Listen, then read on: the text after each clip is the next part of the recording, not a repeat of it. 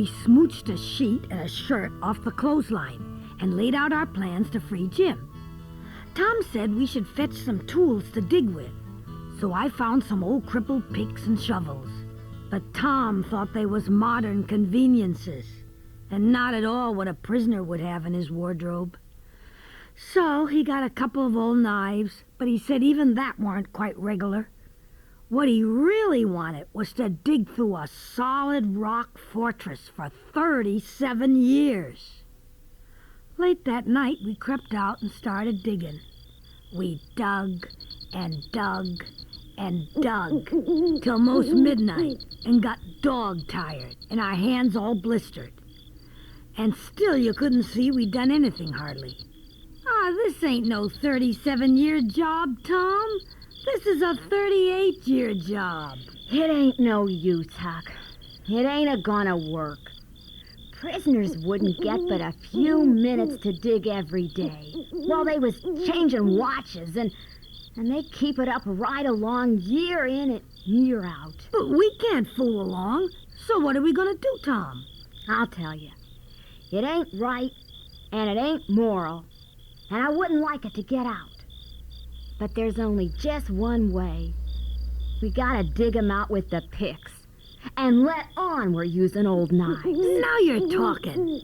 Your head gets leveler and leveler all the time, Tom Sawyer. When I start in to steal a slave, I ain't no ways particular how it's done, so it gets done. It might answer for you to dig Jim out with a pick without pretending, 'cause you don't know no better. But it wouldn't do for me, 'cause I do know better. Give me a knife and let's get started. Well, I handed him my old knife, but he threw it down and said, Give me a knife? Well, I scratched around amongst the old tools and got a pickaxe and give it to him. And he took it and went to work and never said a word. He was always just that particular, full of principle. Well, when we finished, we was just full of blisters and tired as groundhogs. Well, Tom tried to shinny up the lightning rod to our room, but he couldn't make it. His hands were so sore. At last he says, It ain't no use. I can't do it. What do you reckon I better do? Can't you think of no way? Yeah, but I reckon it ain't regular. Come up the stairs and let on it's a lightning rod. So, he done it.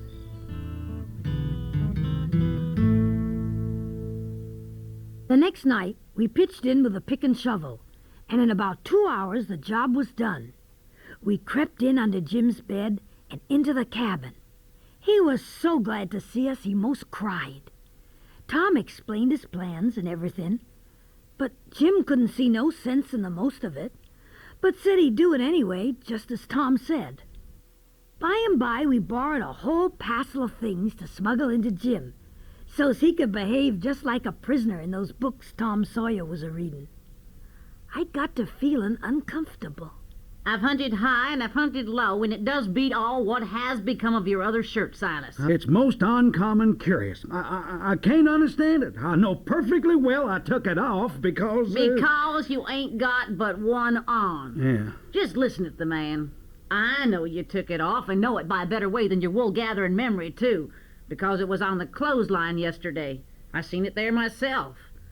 But it's gone, and I'll have to make you a new one when I get time. It'll be the third I've made in 2 years. It just keeps a body on the jump to keep you in shirts. A body'd think you'd learn to take some sort of care of 'em at this time of your life. I know it, Sally, and I do try all I can. But it oughtn't to be altogether my fault, 'cause, you know, I don't see 'em, nor have nothing to do with 'em except when they're on me, and I don't believe I've ever lost one off my back. Well, it ain't your fault if you haven't, Silas. You'd have done it if you could, I reckon. And the shirt ain't all that's gone, nother. There's a spoon gone, and that ain't all. The goat might have ate the shirt. Yet he didn't take the spoon, that's certain. What else is gone? There's 6 candles gone, that's what. The rats could have got the candles, and I reckon they did. I wonder why they don't walk off with the whole place, the way you're always going to stop up their holes and don't do it. Why, if those rats weren't fools, they'd sleep in your hair, Silas. You'd never find out. Well, I won't let tomorrow go by without stopping up them holes. Huh. Well, they was a-going on when just then one of the slaves comes in and says that a sheet's gone off the line. And of course, that's the one we borrowed. A sheet gone? Well, for the land's sakes. Oh, I'll stop up them rat holes today. Oh, do keep quiet. You suppose the rats took the sheet? Well, no. I reckon the world is coming to an end. I never seed the beat of it in all my born days. A shirt, and a sheet, and a spoon, and 6 candles. Mama, there's a brass candlestick missing. I'll clear out of here, you hussy, or I'll take a skillet to you. Well, she was just a bilin', and I was glad I didn't have to report anything missing. I reckoned I'd sneak out and go for the woods till the weather moderated. At last, Uncle Silas, looking kind of foolish, fishes up that spoon out of his pocket where Tom had hid it. Aunt Sally stopped with her mouth open and her hands up. And as for me, I wished I was in Jerusalem or somewhere. It's just as I expected. So you had it in your pocket all the time, and like as not, you've got the other things there, too. I don't know how in the tarnation it got there, Sally. Honest, hey, they ain't nothing else in there. Oh, for the land's sakes. Give a body a rest. Go along now, the whole lot of you, and don't come nigh me again till I got back my peace of mind. I got up and obeyed her, and would have done it too if I'd have been dead. Tom and I went downstairs to talk over our plans. Well, it ain't no use to smuggle things into Jim by Uncle Silas. He ain't reliable. But he did save our skins when he stumbled onto that spoon. Aunt Sally thinks he put it there absent-minded like. He done us a good turn, all right, without knowing it. And so we'll go and do him one without him knowing it. Let's stop up them rat holes.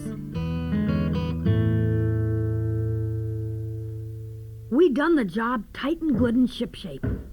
Then we heard steps on the stairs and blowed out our light and hid. Here comes Uncle Silas, with a candle in one hand and a bundle of stuff to stop up the holes in t'other, looking as absent-minded as year for a last. Well, let's see now. I just bored up these holes and... Well, what's this? This hole's already shut up. Here's another one all boarded up. For the life of me, I can't remember when I done it. Body sure can forget things. And so he went on mumbling upstairs. He was a mighty nice old man. Tom, he was determined to fetch a spoon and smuggle it to Jim, so he could scratch out some mysterious message with it. Finally, he laid out a plan, and we went upstairs to where the spoons was kept and waited for Aunt Sally, who was cool to mite. I slid one of the spoons up my sleeve. Why, Aunt Sally, there ain't but 9 spoons yet. Go along to your play and don't bother me. I know better. I counted them myself. Well, I've counted them twice, Annie, and I can't make but 9. Here, let me see.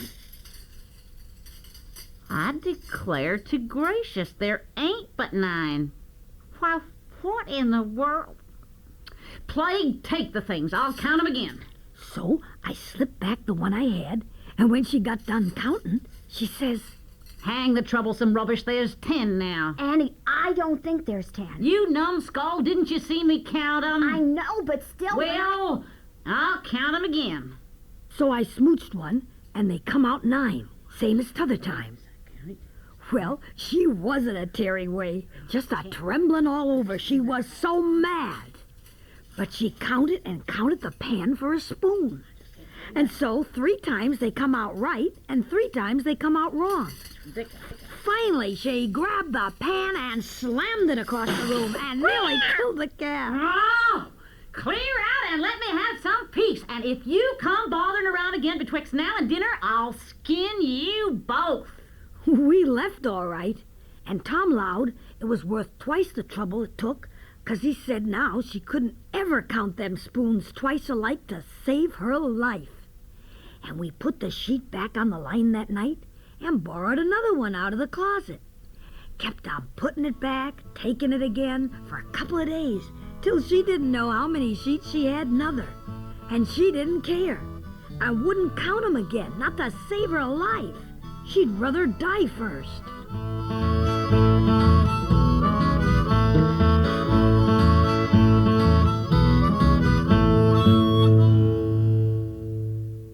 Well, we went right along with Tom's plan to steal Jim. But it was mighty wearisome. We had to do everything by the book. We sneaked in to see Jim most every night. You got any spiders in here, Jim? No, thanks to goodness I ain't, Tom. All right. We'll get you some. But bless you, I don't want none. I'd just as soon have rattlesnakes around. Hey. Why, that's a good idea. Where could you keep it? Keep what, Tom? Why, a rattlesnake. No, I'm not staying here with no rattlesnake. Oh, a prisoner's got to have some kind of dumb pet. Pet rattlesnake? Sure. There's more glory to be gained in your being the first to ever try it with a rattlesnake. I don't want no such glory. No, sir. I don't want no such doings. Well, we'll get you some rats then. Why, I don't want no rats, nother. But, Jim, you gotta have 'em. They all do. Prisoners ain't ever without rats. They train 'em and learn 'em tricks, and the rats get to be as sociable as flies. Blessed if I can see the point. I never knowed before it was so much bother and trouble to be a prisoner.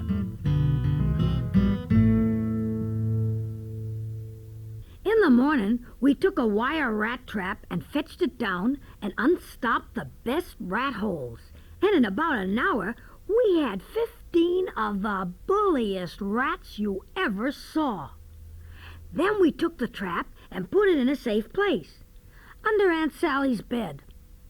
But while we was looking for spiders, little Thomas Franklin Benjamin Jefferson Alexander Phelps found it and opened the door to see if the rats had come out. And they did. And Aunt Sally, she come in. And when we got back, she was a-standing on top of the bed raising Cain. And the rats was doing what they could to keep off the dull times for her. Well, she took and dusted us both with a hickory switch. And we was as much as 2 hours catching another 15 or 16 rats. And they weren't the likeliest nother, 'cause the first haul was the pick of the flock. Next we went for the snakes, and grabbed a couple dozen water snakes, put 'em in a bag, and put it in our room. By then it was supper time, and a rattling good honest day's work we'd done. And we was hungry. But when we got back upstairs, there warn't a blessed snake up there. We didn't tie the sack half tight enough. And they worked out somehow and left. But it didn't matter much, 'cause they was still on the premises, somewheres. So we judged we could get some of 'em again.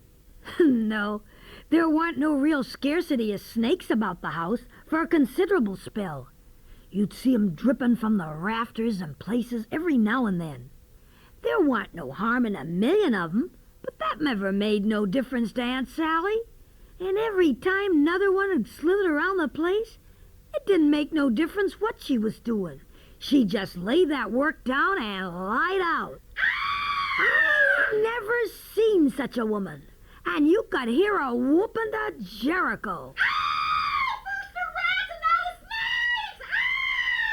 Huck and Tom worked night and day with their adventuring, catching rats and water snakes, all for poor old Jim. But when the rats got loose, Aunt Sally sure put on a show. And when the snakes got out, she nearly whooped to Jericho.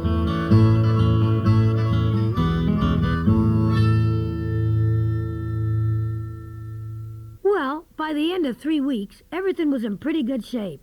But Jim's hut looked like Noah's Ark.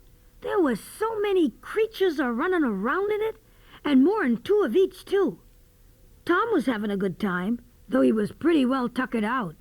And Jim and me was anxious to get on with the escape. Don't get impatient, Huck. We're almost ready. The only thing left is the anonymous letters. Huh? What's that? Warnings. Warnings to the people that something is up. You send 'em anonymous letters, usually. But looky here, Tom. What do we want to warn anybody for?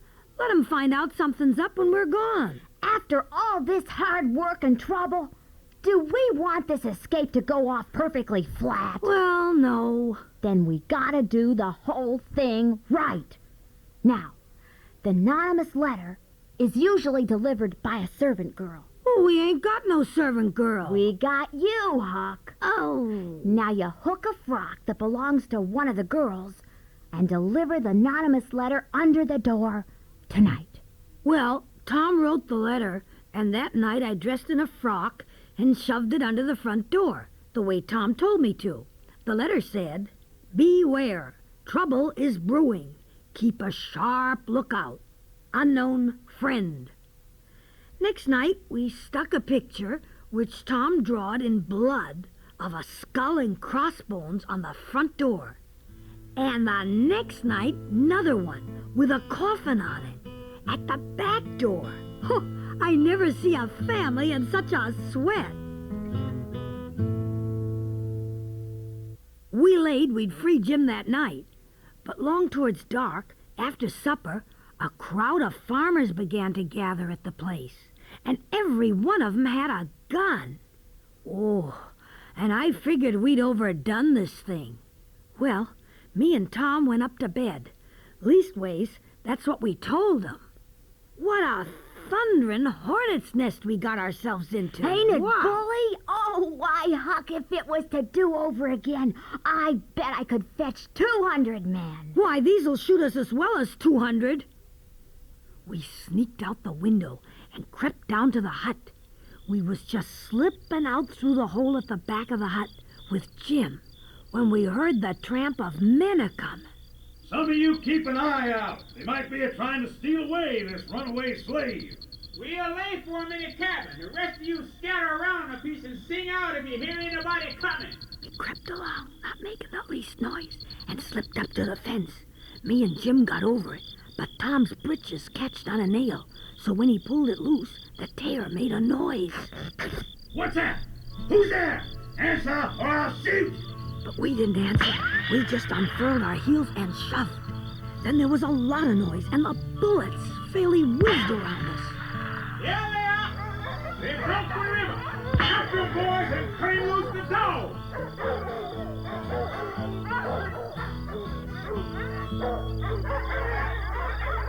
We got to where the canoe was hid and struck out for the middle of the river, and then made for the island where the raft was hid.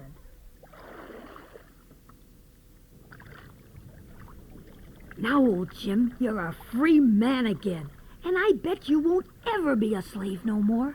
And a mighty good job it was, too, Huck. It was planned beautiful, and it was done beautiful, and ain't nobody can get up a plan that's more mixed up and splendid than what that one was. Aw, it weren't nothing, Jim.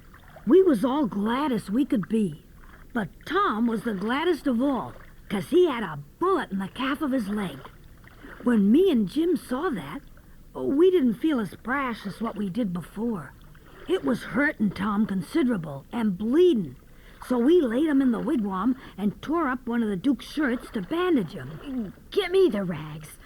I can do it myself. Don't stop now. Don't fool around here. Set her loose. But me and Jim was consulting and thinking. And after we'd thought a minute, Jim says, Well, this is the way it looked to me, Huck. If it was him that is being set free, and one of the boys was to get shot, would he say, go on and save me and forget about the one who shot? Would he say that? You bet he would. Well, then, is Jim going to say it? No. I don't budge a step out of this place without a doctor. Not if it's 40 years. I reckon Jim'd say what he did say, so I told Tom I was a-going for a doctor. He raised a racket about it, but we wouldn't let Tom have his way this time. Then I took off. I got ashore, went uptown. The doctor was an old man, very nice and kind-looking. I told him me and my brother was out hunting, and he got shot by accident. How'd he get shot, this brother of yours? He had a dream, and it shot him. Why, that's an amazing dream. I mean, he kicked his gun in his dream, and it went off and shot him in the leg. Is he hurt bad? Well, it'll do for a wound. Well, I took the doctor down to the canoe, but he said he reckoned he'd look for a bigger one. But they was all chained and locked. So he asked me how to find my brother and told me to go home. Well, I told him. I let the doctor go alone and went back to the house, wondering what I'd tell him. When I turned the corner, wow, I nearly rammed my head into Uncle Silas' stomach. Hey, where you been all this time, you rascal? I ain't been nowheres, only just hunting that runaway slave. Why, wherever'd you go? Your aunt's been mighty uneasy. We followed the man and dogs last night, but they outrun us, and we lost them. We trudged half the night and got pretty beat, so we slept in the woods. Well, get along in there and let your Aunt Sally see you're all right. Where's your brother? He's at the post office. Well, he better be getting home, or he'll get a hiding from your aunt.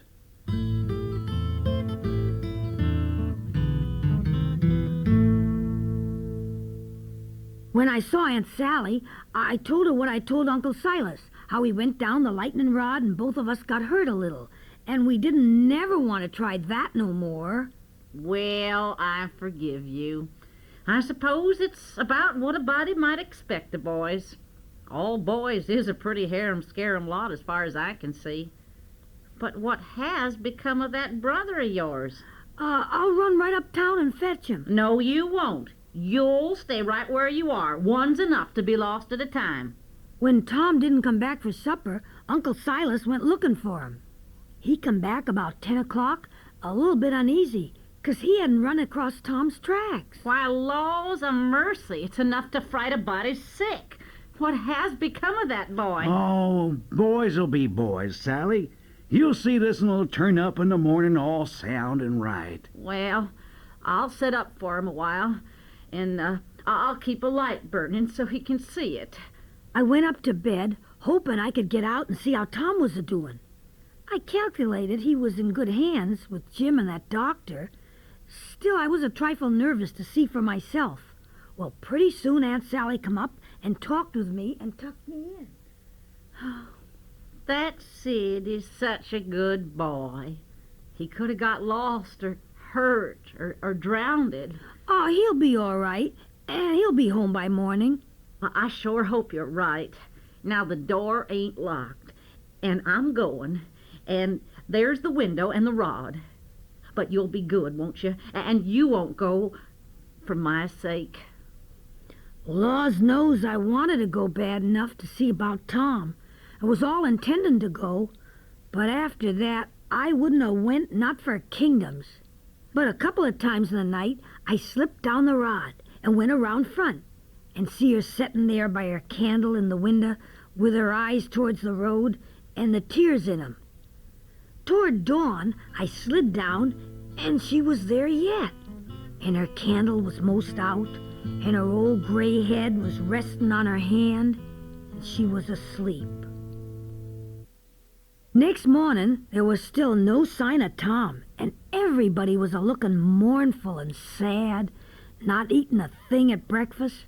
By and by, Uncle Silas says, Did I give you the letter? What letter? Well, the one I got yesterday at the post office when I was hunting that boy. No, you didn't give me no letter. Well, I must have forgot. Let's see, where'd I put it? Oh, here it is. Why, it's from St. Petersburg, from Sid and Tom's ma. Well, I did get in a sweat, thinking our little act was all up. But before she could break it open, she dropped it and run, for she seen something. Well, it was Tom Sawyer on a mattress, and that old doctor and Jim and a whole lot of people. Oh, he's dead. He's dead. Oh, I know he's dead. Oh, man, he ain't dead. But he's hurt pretty bad. He's alive. Oh, thank heavens. Well, they all followed Tom into the house, and I went with the men who locked Jim up again, in the hut. They cussed Jim considerable, though, and give him a cuff or two for running away and causing all the trouble. But the doctor comes out by and by and tells 'em how Jim saved Tom's life. I couldn't help that boy alone, gentlemen, and this here slave crawls from somewheres and pitches in and helps, and I never see a person that was a better nurse or faithfuler, and yet he was risking his freedom to do it, and was all tired out, too. Well, for the next day or two, I kept out of sight. I didn't want to do any explaining about how it all happened. One morning I heard Tom was a good deal better, and Aunt Sally was taking a nap. So I slips into the sick room to talk with Tom. But he was asleep. I was a-sitting there waiting for him to wake up, when in walks Aunt Sally. Shh! Now don't you disturb this boy. What? What? Why, I'm at home. Where's the raft? It's all right, Tom. And Jim? He's all right, too. Good. Splendid. Now we're all right and safe. Did you tell Andy? About what, Sid? What are you talking about? Why, about the way the whole thing was done. What whole thing? Why, the whole thing. There ain't but one. How we set the runaway slave free, me and Tom? Good land. Set the What is this child talking about? Oh, dear. Dear, he must be out of his head again. No, I ain't out of my head. I know all what I'm talking about. We did set him free, me and Tom. We laid out to do it, and we done it. And we done it elegant, too. Well, he'd got a start, and she never stopped him up. Just set and stared and stared. And 'twarn't no use for me to put in. Why, Annie, it cost us a power of work, weeks of it. Most every night whilst you was all asleep. And we had to steal candles and the sheet and the shirt and the spoons and, oh, you can't think half the fun it was. Mercy sakes. And we had to load up the cabin with rats and snakes and such for company for Jim. Oh.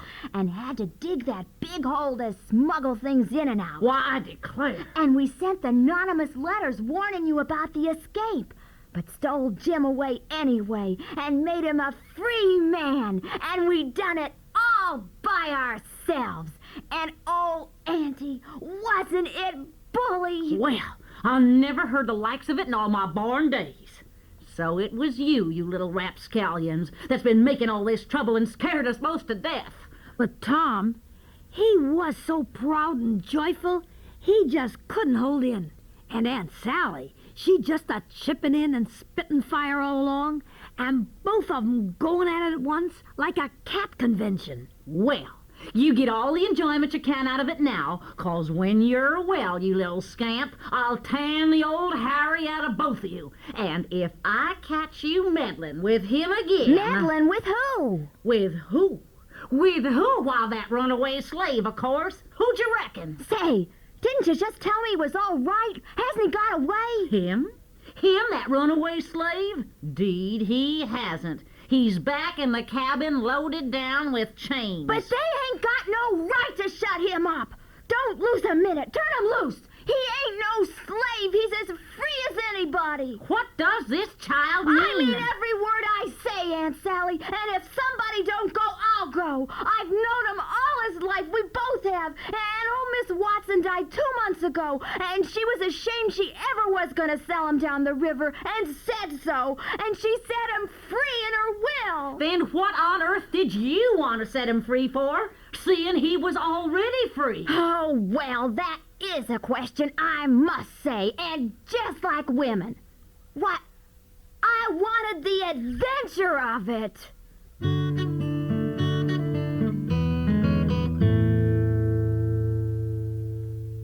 Just then, standing right there inside the door, looking as sweet and contented as an angel half full of pie, was Tom's Aunt Polly, come down from St. Petersburg.